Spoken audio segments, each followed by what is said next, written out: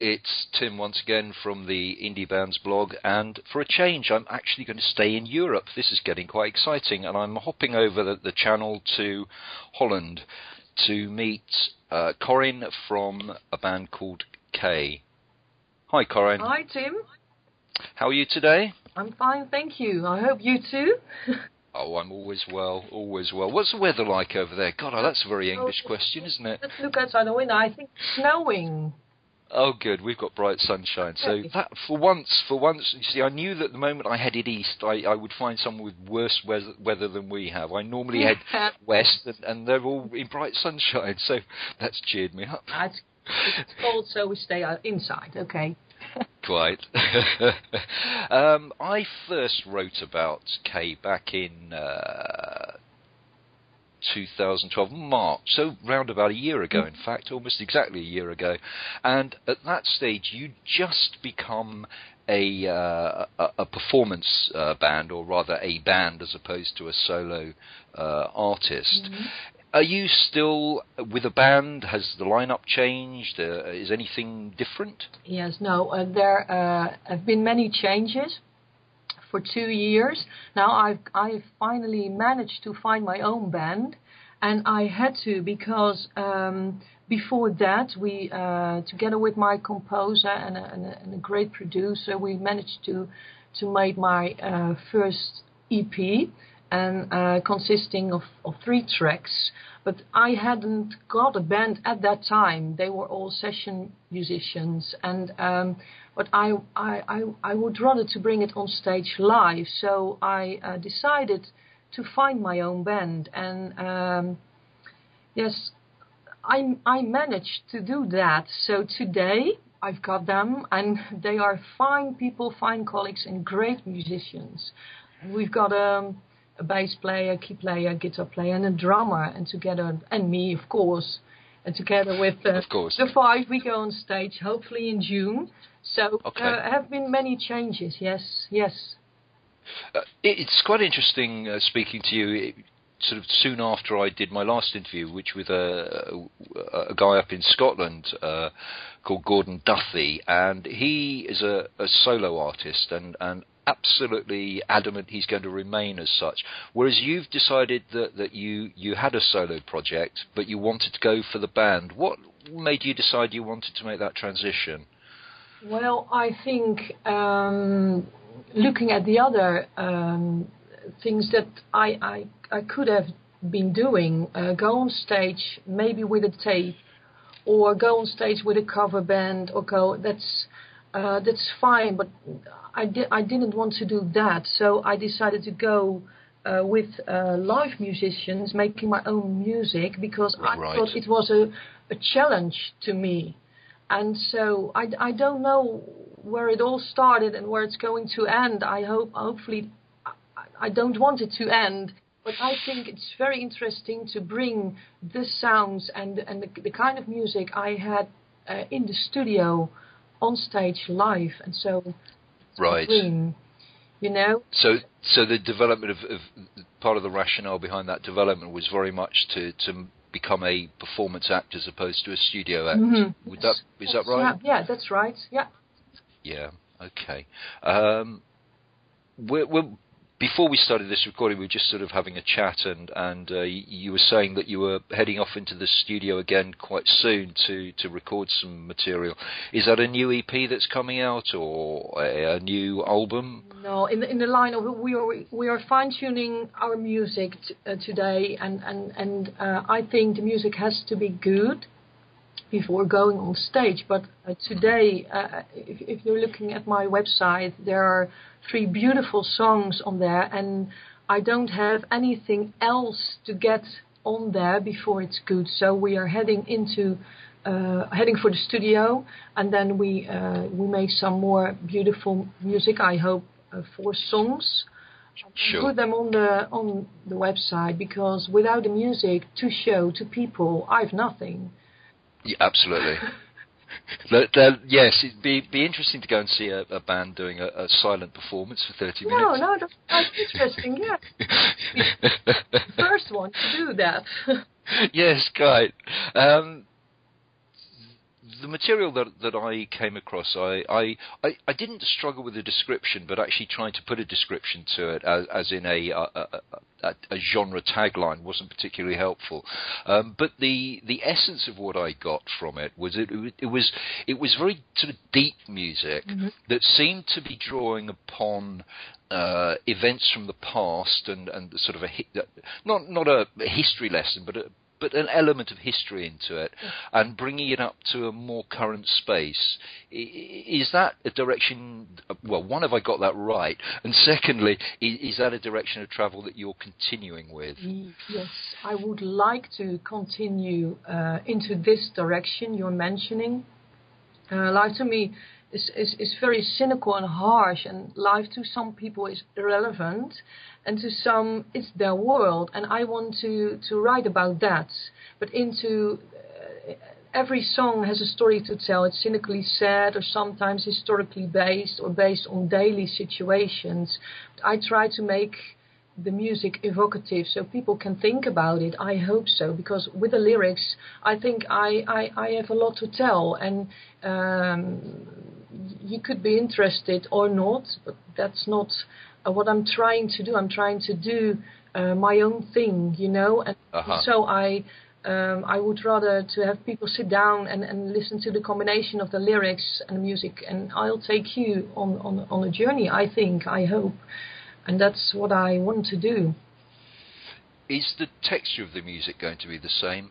In other words, what I mean by that is that there was I suppose it wasn't classical music, but there was a classical feel to the keys in the pieces that I know quite well. Is that going to continue, or are you changing that a little bit? I'm changing a little bit, because if you do that live, you have to go all the way. And so with the musicians today, who are great, by the way, they have all their influences, and they have all their ideas to bring it in. And I think we are doing this together. And so the classical, the kind of the previous sound that you heard in the 50s or the 60s, yes, I want to bring it in, maybe the 70s, but only in the kind of music we are trying to bring on stage. The sound of K is the sound of K, and so sometimes it goes this way and sometimes that way, and we're doing this together in the studio and in the rehearsing room. There's a lot of going on then, and then we go in and we go out, and there's a total different song, but a song we like and we want to bring forward. And I don't know where this adventure is going to go, but I think it's quite interesting, and I'm feeling very excited about it all. Yeah. Sure. And you mentioned that there are plans to start playing live later in the year. Mm-hmm.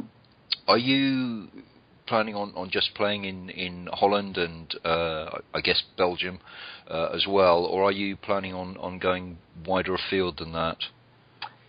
I don't know if that's what the choice isn't us. I think if people, and you can also see it on my social media, people from England or maybe America or maybe Spain or maybe Belgium, it's I think the people have to choose if we are going to be welcome over there.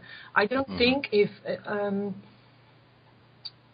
it's a little bit far away maybe to say something about that. I would like to go. But first we have to fine-tune the music and make sure that it's all going to get right, and then take it step by step.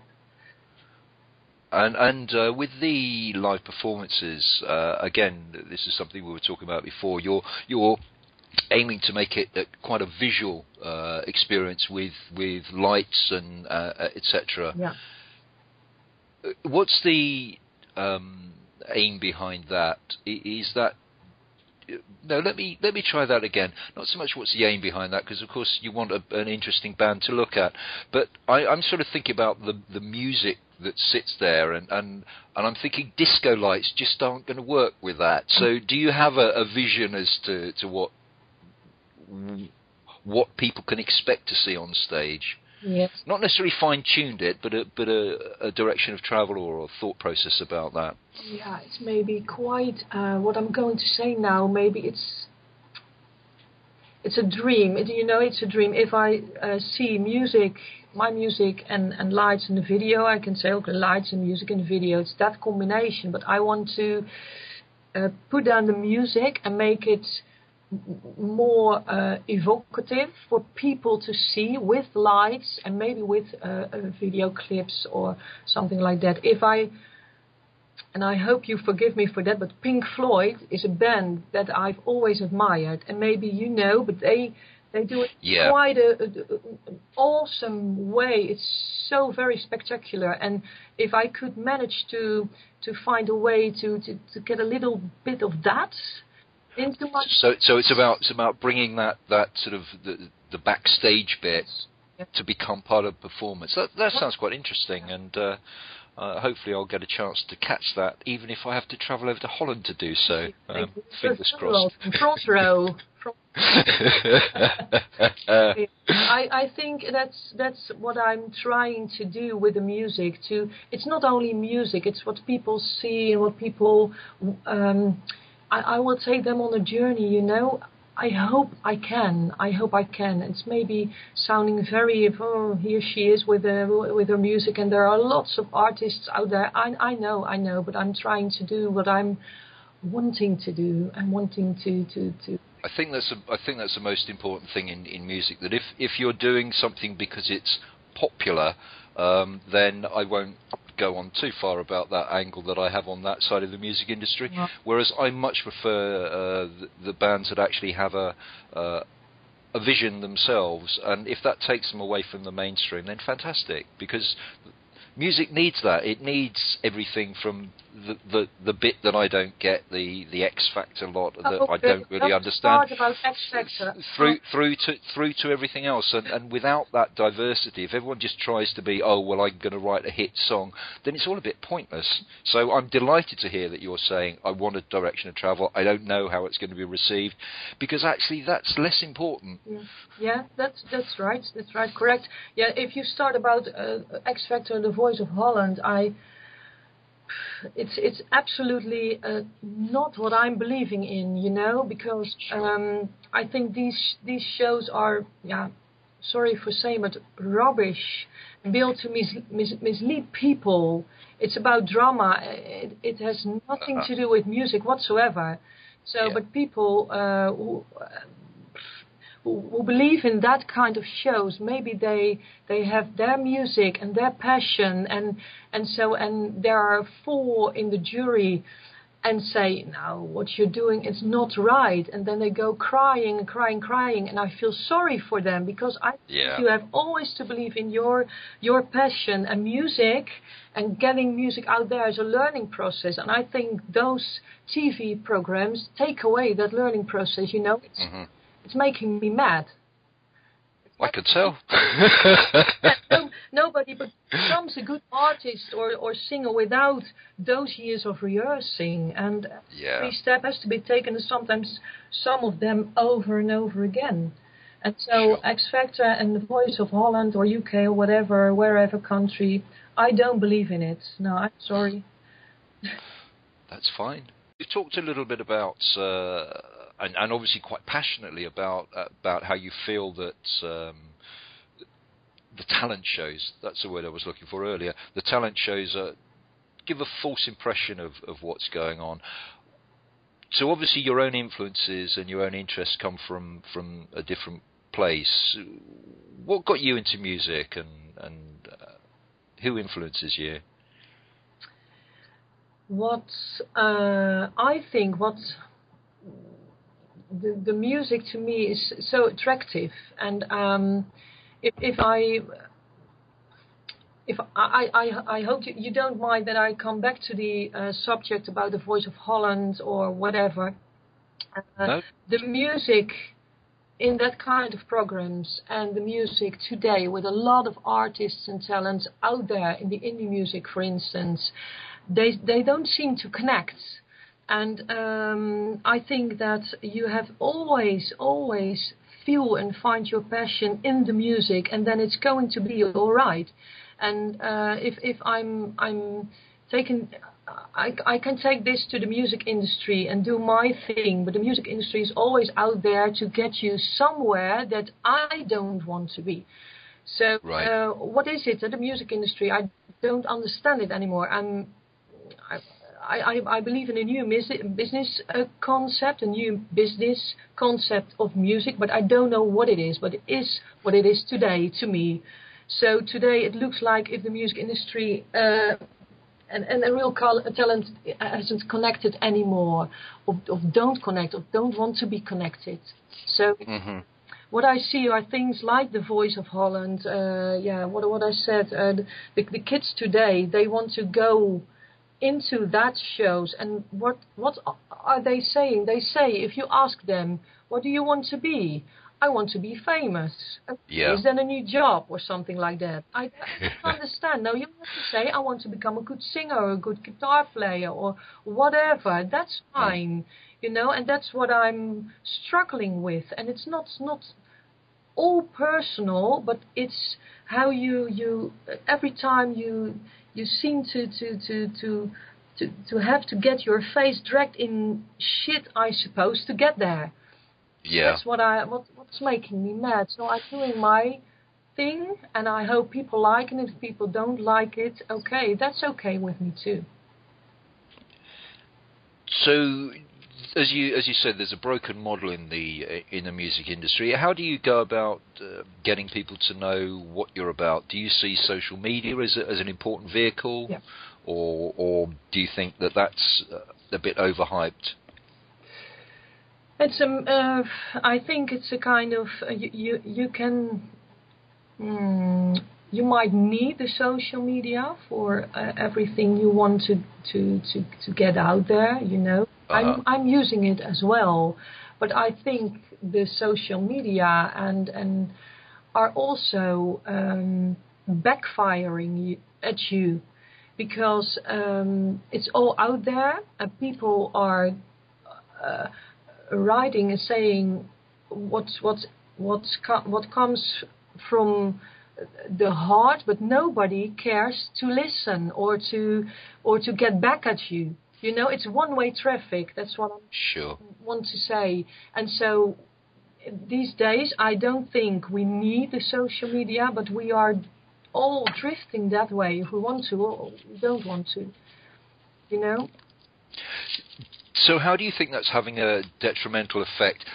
I always use these obscure English words, and I'm so sorry, because your English is fantastic, even though you sooner I was doing the interview in Dutch. I know that, but never mind. I don't speak Dutch, so you'll have to suffer. How do you feel that or do you feel that sort of disconnect? I guess that's where you're going. You're saying there's a complete disconnect between what people think they're doing and what they are actually doing. Yeah. How do you see yourself and the band K working inside what is obviously, I think probably for a lot of musicians, is a really frustrating place at the moment? Yes, it is. Yes. It is, because if I could, I would go back maybe 20 or 30 years ago, and then struggle. Okay, but without the social media and the people around it who needs to expect from you, who want to put you in a place you don't want to be.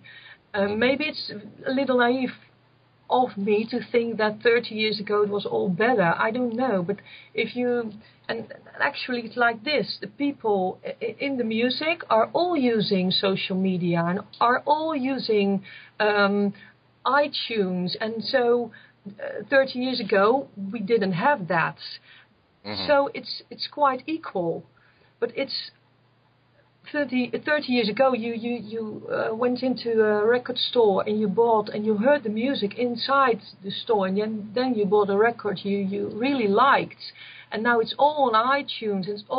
There are no people there. Yeah. It's not real, and that's what making me upset, I think. So. I was talking on a previous interview with somebody, and I think they were saying almost exactly as you are, that it's become a commodity. It now doesn't mean anything. I mean, I'm still a fan of vinyl, but there's something actually real about owning a record, or even a CD, which I really struggled with. But if you own a bit of digital, it doesn't mean anything, does it? You can go, okay, I'll put that on my playlist and never play it again. No, it's not there. It's there, but it's not there. It's not in my car or on my in my CD player or something like that. It's on my PC. Okay. Yeah, you can put it on, and then it's all about what's now, what's here, and what you can use for yourself as an artist. I think you have to pick out the right things and then do what you want to do and stay true to yourself. I think that is what I'm trying to say. And I don't know, because all people around me are all moaning about this. I'm moaning about that too.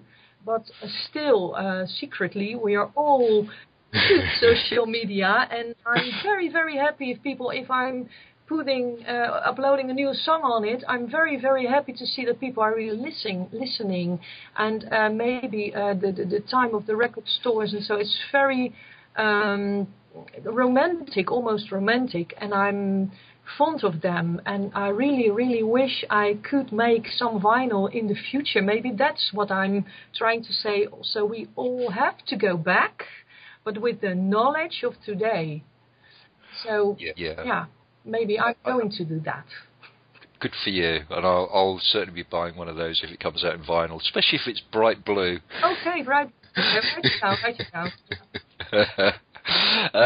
But no, I think what the point you're making is one that certainly a lot of musicians do find difficult. That, okay, as you say, you can put up a new track on YouTube or on iTunes or wherever it might be, and you can promote that and you get someone to listen to it, but you equally know that in 5 seconds time there'll be someone else doing exactly the same thing, and your music is going to be lost in that crowd. And I guess that is where musicians are finding it frustrating. I always hear about, we're not making any money, but that's a side issue, and it's avoiding the real issue, which I think you were making. If you're making music to make money, well, you're probably in the wrong business. If you make money at the end of it and you direct your career, then fantastic. But having that as a goal is the wrong way round. It's like any business. If you go into anything because you want to make money, well, you're probably not doing it for the right reasons. That's correct.